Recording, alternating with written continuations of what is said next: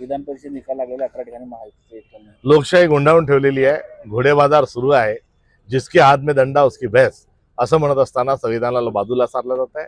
आजचे निकाल हे लोकशाही करता अत्यंत घातक स्वरूपाचे आहेत।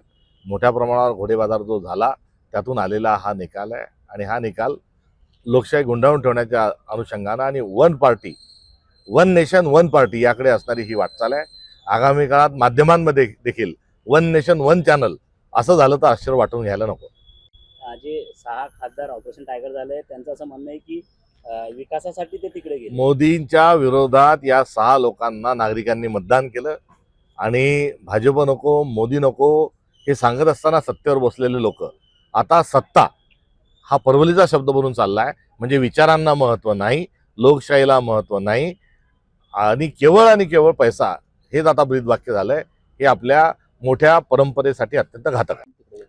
ते सगळे 6 जण का गेले सर्वांनाच माहिती आहे। एकट्या दुकट्याचं नाव घेऊन कोणी इमोशनल खेळ खेळतंय, कोणी खेळतंय। मात्र मोदीच्या विरोधात यांना झालेले मतदान होतं आणि त्यांनी लोकशाहीचा आणि त्यांना मिळालेल्या मॅन्डेटचा अपमान केला। जेव्हा शिंदे गेले तेव्हा 50 खोके एकदम ओके होतं, आता 6 खासदार दिले ते किती खोके दिले? आता ती लवकरच माहिती येईल। मात्र जर आमदारांचा भाव 50 आहे तर खासदारांचा 75 होता का 25 केला याचा खुलासा हा फोडणाऱ्या लोकांनी केला पाहिजे।